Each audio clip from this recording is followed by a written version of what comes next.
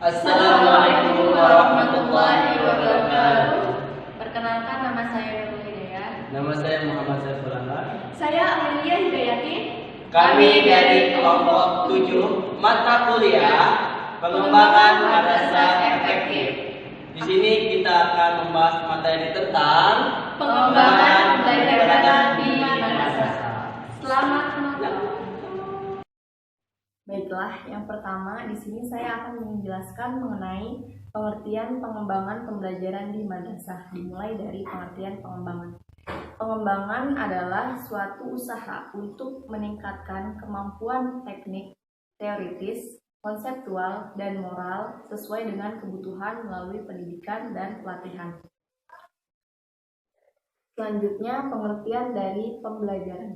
Pembelajaran adalah suatu proses belajar. Pembelajaran juga dapat dimaknai sebagai suatu aktivitas atau kegiatan belajar mengajar yang dilakukan oleh seseorang secara sadar untuk mencapai suatu perubahan ke arah yang lebih positif, sehingga pada hasil akhirnya dapat mencapai keterampilan, kemudian kecakapan dan pengetahuan yang baru. Kemudian pengertian dari madrasah. Madrasah adalah suatu lembaga pendidikan berbasis Islam. Nah, jadi dari ketiga pengertian tersebut dapat disimpulkan bahwasanya pengembangan pembelajaran di madrasah adalah suatu upaya atau usaha untuk meningkatkan kualitas pembelajaran, baik dari substansi materi, kemudian strategi pembelajaran, media pembelajaran, penilaian dan evaluasi yang dilakukan di lembaga pendidikan Islam untuk mencapai tujuan pendidikan Islam yang efektif. Ya, selanjutnya adalah landasan pengembangan pembelajaran di madrasah. Yang pertama, ada landasan religius. Masih ingat ketika malaikat Jibril menurunkan ayat pertama kepada Rasulullah? Bunyinya adalah Iqra bismi rabbikal ladzi khalaq. Nah, di situ terdapat ayat-ayat yang menjelaskan bahwa belajar adalah sarana utama untuk mencerdaskan umat, dan juga dalilnya ada di Quran surat At-Taubah ayat 122. Nah, yang kedua adalah landasan yuridis. Landasan yuridis ini adalah landasan hukum yang melatar belakangi atau landasan hukum yang menjadi fondasi pengembangan madrasah di kurikulum. Yang pertama, Undang-Undang Republik Indonesia Nomor 20 Tahun 2003 tentang Sistem Pendidikan Nasional. Yang kedua, Peraturan Menteri Agama Republik Indonesia Nomor 90 Tahun 2013 tentang Penyelenggaraan Pendidikan Madrasah. Dan yang ketiga, Peraturan Menteri Pendidikan dan Kebudayaan Republik Indonesia Nomor 53 Tahun 2015 tentang penilaian hasil belajar oleh pendidik dan satuan pendidikan pada pendidikan dasar dan pendidikan menengah. Yang keempat, Keputusan Menteri Agama Republik Indonesia Nomor 165 Tahun 2014 tentang Pedoman Kurikulum Madrasah 2013 Pendidikan Agama Islam dan Bahasa Arab. Jadi, tujuan pengembangan pembelajaran di madrasah adalah yang pertama, menyiapkan peserta didik yang mempunyai daya saing global. Yang kedua, menerapkan integrasi kegiatan pembelajaran dengan penguatan pendidikan karakter atau PPK yang meliputi integritas, religius, nasionalis, gotong royong, tanggung jawab, kreatif, dan peduli lingkungan. Yang ketiga, meningkatkan kegiatan literasi.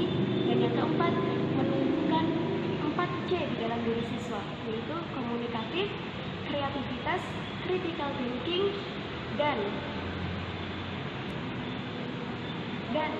kolaboratif. Adapun tujuan khususnya yaitu yang pertama tentunya meningkatkan keimanan dan ketakwaan pada Allah Subhanahu wa taala. Yang kedua, memupuk keagungan akhlak dan keluhuran budi pekerti. Yang ketiga, menambah wawasan iptek yang mendalam dan luas. Yang keempat, motivasi dan komitmen yang tinggi untuk mencapai prestasi dan keunggulan. Yang kelima, kepekaan sosial dan kepemimpinan. Yang keenam, disiplin tinggi ditunjang dengan kondisi yang serba prima. Ya, selanjutnya adalah fungsi pengembangan pembelajaran di madrasah. Pengembangan pembelajaran di madrasah memiliki beberapa fungsi. Fungsi yang pertama yaitu menyelaraskan dengan perkembangan zaman dan kebutuhan. Yang kedua, mempertahankan eksistensi di tengah-tengah masyarakat dalam era global.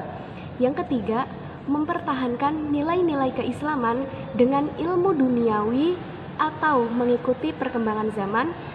Dan yang keempat, membentuk wawasan dan mental yang mampu menjawab persoalan dan perkembangan zaman.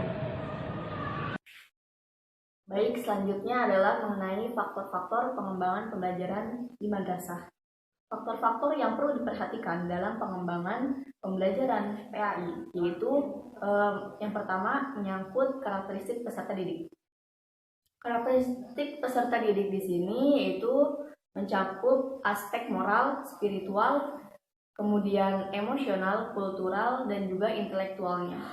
Kemudian aspek yang kedua atau kondisi yang kedua yaitu menyangkut karakteristik tujuan. Yang kedua yaitu mengenai karakteristik tujuan sebagaimana dirumuskan dalam kompetensi inti, kompetensi dasar, kompetensi lulusan, dan tujuan pembelajaran. Kemudian faktor yang ketiga yaitu menyangkut karakteristik materi yang meliputi aspek-aspek Al-Quran, hadis, akidah, akhlak, fikih, dan SKI. Dan faktor yang terakhir yaitu menyangkut karakteristik lingkungan. Karakteristik lingkungan di sini yaitu menyangkut lingkungan baik secara fisik, sosial budaya, dan juga non-fisik. Selanjutnya adalah model-model pengembangan pembelajaran di madrasah.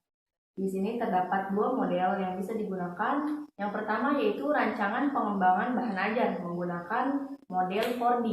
Yang pertama yaitu define, yang artinya pendefinisian. Kemudian design, yang artinya perancangan. Kemudian develop, yaitu pengembangan. Dan disseminate, yang artinya penyebaran. Ada juga model ISUR, yaitu meliputi 6 tahapan. Yang pertama, menganalisis pelajar atau siswa. Kemudian, merumuskan standar dan tujuan pembelajaran yang ingin dicapai. Selanjutnya, merencanakan pembelajaran yang efektif dengan memiliki strategi, teknologi, media, dan materi pembelajaran yang sesuai. Kemudian, yang keempat, menggunakan teknologi, media, dan material. Yang kelima, mengaktifkan partisipasi pembelajar. Dan yang terakhir, mengevaluasi dan merevisi perencanaan pembelajaran serta pelaksanaannya. Pengajaran. Jadi, manfaat mengembangkan pembelajaran adalah yang pertama, pembelajaran menjadi lebih terintegrasi. Yang kedua, membangkitkan motivasi belajar yang lebih baik. Dan yang ketiga, merangsang dan memfasilitasi tumbuhnya 4C.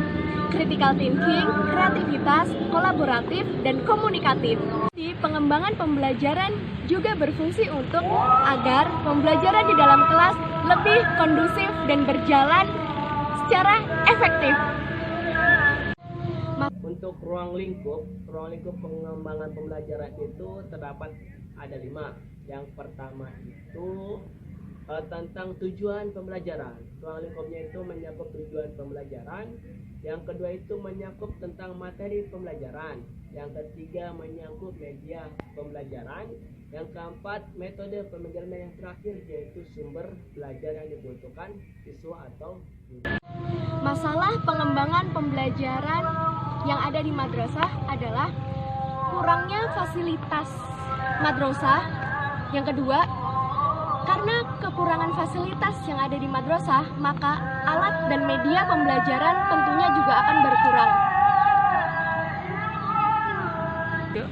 Hal ini mengakibatkan pengembangan pembelajaran di madrasah akan terhambat.